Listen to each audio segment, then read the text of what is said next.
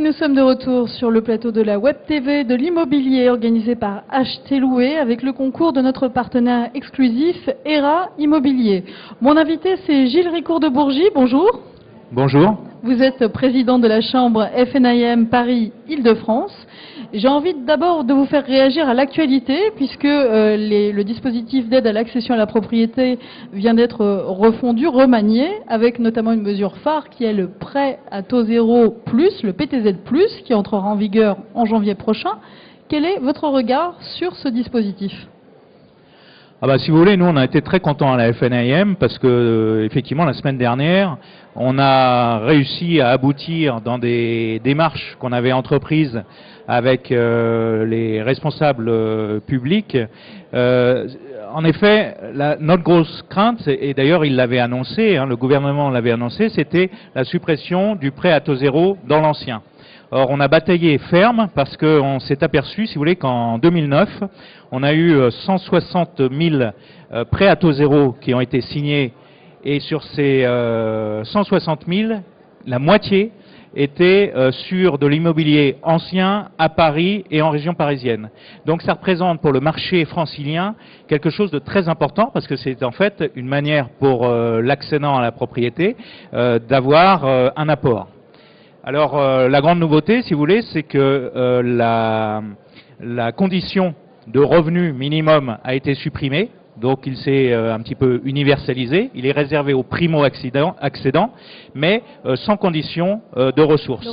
Et puis le budget alloué au prêt à taux zéro a été quasiment doublé. Donc pour nous c'est une excellente nouvelle parce que ça va faciliter donc ce marché francilien de l'ancien. Mais effectivement, c'est intéressant de le souligner parce que parfois dans l'imaginaire collectif, on pense que le prêt à taux zéro, c'est réservé aux neufs. Comment vous expliquez cette idée reçue? C'est étonnant. Oui, écoutez, je ne sais pas comment l'expliquer. Ce que je peux vous dire, c'est que vous avez 70% des prêts à taux zéro qui concernent des acquisitions dans l'ancien. Donc c'est beaucoup plus important pour le marché finalement de l'ancien que du neuf. Oui, c'est énorme. Mais alors on va en avoir besoin de leviers pour faire fonctionner ce marché et aider les primo-accédants parce qu'à Paris et en Île-de-France, ce n'est pas un scoop, les prix immobiliers battent de nouveaux records. Alors on parle de 6 680 € le mètre carré selon les notaires, plus de 7 000 € selon le baromètre de meilleursagents.com. Ça, ce sont des moyennes. Comment vous expliquez cette flambée? C'est un simple effet offre et demande? Oui, vous savez, déjà les moyennes, il va falloir s'habituer à les employer de moins en moins parce que quand on regarde par exemple le marché de Paris intramuros, vous pouvez trouver encore dans Paris de l'immobilier à 5 000 € du mètre. Donc quand on entend dans les médias que effectivement Paris devient inaccessible et qu'on ne parle, je vais vous le dire tout de suite, et qu'on ne parle finalement que des biens d'exception qui se sont vendus avec vue sur Seine à 18 000 ou 20 000 € du mètre, c'est vrai. Mais ce qu'on oublie de dire, c'est que, pour répondre à votre question, par exemple dans le 19e arrondissement, du côté de la rue de Flandre, des quartiers qui sont très sympathiques et qui se développent énormément au niveau de l'aménagement, les berges du canal de l'Ourcq, je vous invite à y passer vos week-ends, le parc de la Villette, etc. C'est vraiment très agréable à habiter. Eh bien, vous pouvez trouver dans des petites rues, avec évidemment des petites copropriétés où il y aura des travaux à engager, mais vous allez sortir, si vous voulez, de votre poche pour l'achat 5 000 € du mètre, et puis après vous étalerez pour faire de l'investissement, pour améliorer votre immeuble. Donc, ce qu'il faut retenir, c'est que dans Paris intramuros, moi je parle maintenant de facteur 4. Vous allez de 5 000 à 20 000 € du mètre. Donc les gens qui vous parlent de moyenne, finalement, ce ne sont pas des gens qui, finalement, peuvent aider à l'achat, puisqu'il faut avoir un regard beaucoup plus précis. 20 000 €, c'est l'île de la Cité? Oui, c'est par exemple l'île de la Cité, voilà. C'est la rénovation de l'hôpital Laennec dans le 7e arrondissement, c'est des monuments historiques, si vous voulez, qui sont transformés en habitation. C'est normal, c'est logique qu'on atteigne ces niveaux de prix.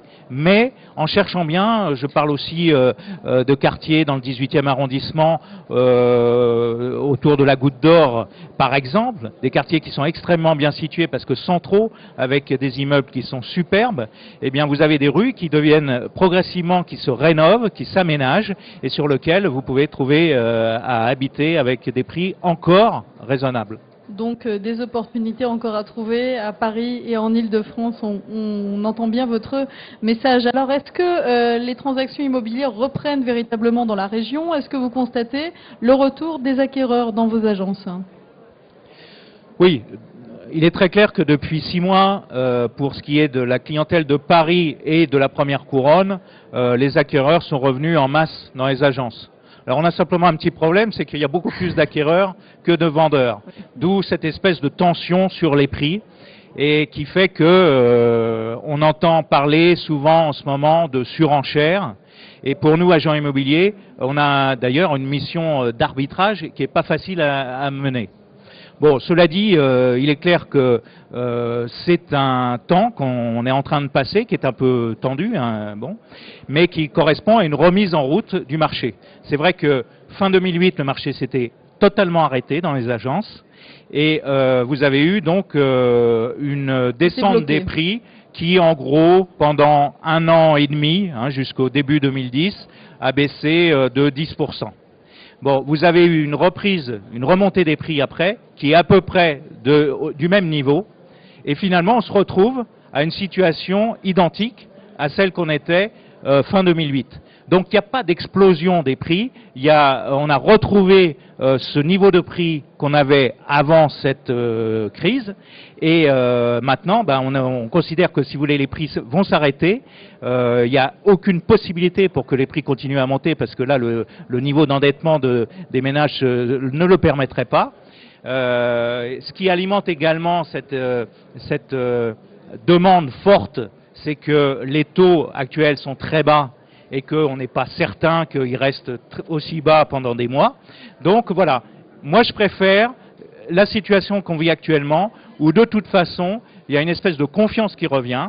Bon, la confiance, elle est revenue pas par les vendeurs, elle est revenue par les acquéreurs, mais pour autant, dans les mois qui viennent, on est tout à fait certain que ça va repartir, parce que l'immobilier, ce qu'il faut bien comprendre, c'est que c'est un marché de besoin.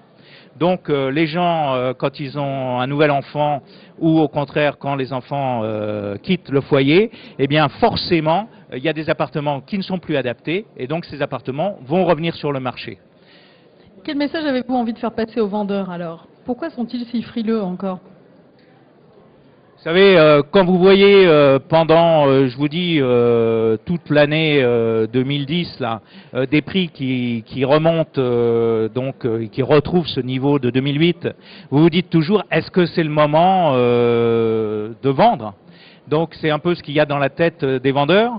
Il y a un autre critère qu'on trouve souvent chez nos clients, c'est ouais, ok, je vends, mais est-ce que je vais retrouver? Donc je vais me retrouver en location.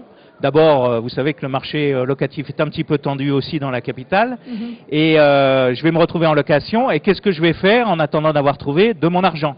Parce que là aussi, si vous voulez, autant la pierre joue à fond en termes de valeur refuge en ce moment, et tant mieux. Mais c'est vrai que les placements financiers en banque ont subi un peu les contre-coups de la crise financière qu'on a connue aussi ces derniers temps. Donc voilà, c'est différentes questions qui font que les vendeurs mettent un peu plus de temps que ce qu'on pensait à prendre leur décision de vendre. D'accord. Alors un autre sujet qui est également à la une de l'actualité, c'est ce fameux DPE, diagnostic de performance énergétique, qui va être obligatoirement affiché à partir du 1er janvier 2011 pour tout bien à la vente ou à la location.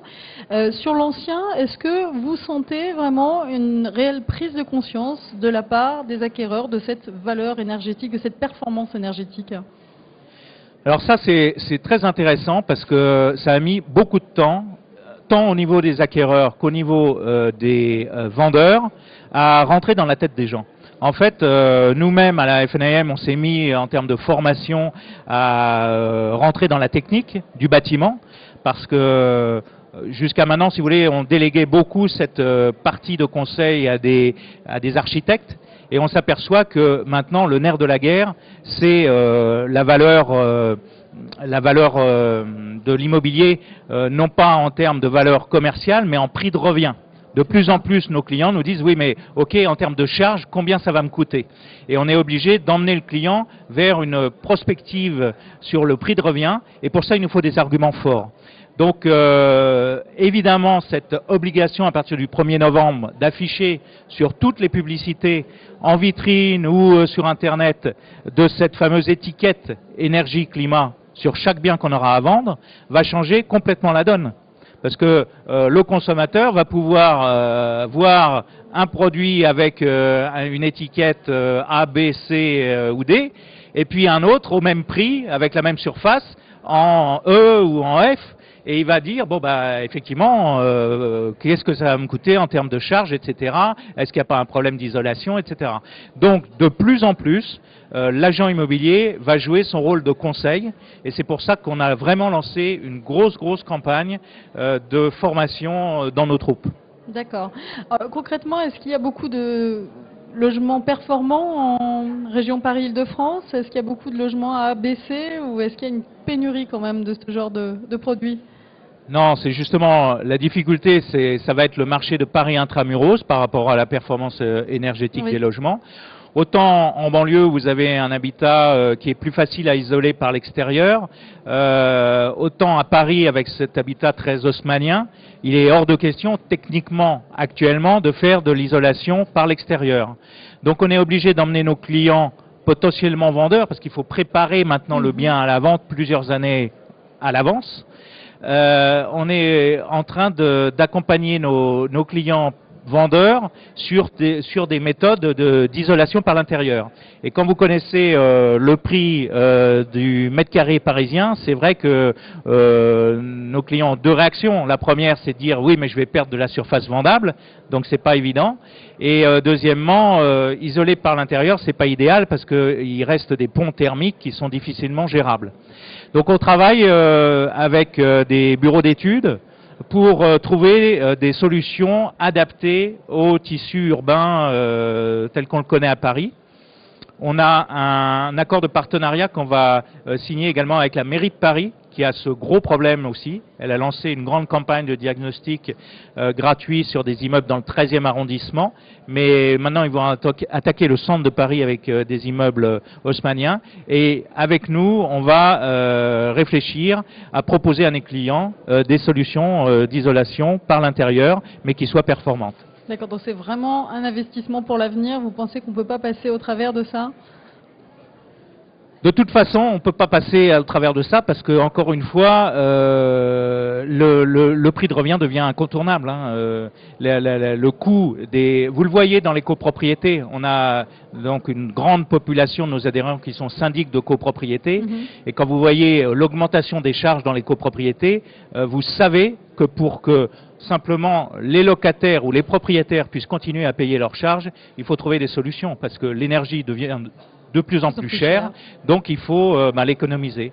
Donc c'est le rôle, si vous voulez, d'un agent immobilier, qu'il soit administrateur de biens, transactionnaire ou syndic de copropriété, de devenir de plus en plus un gestionnaire de patrimoine.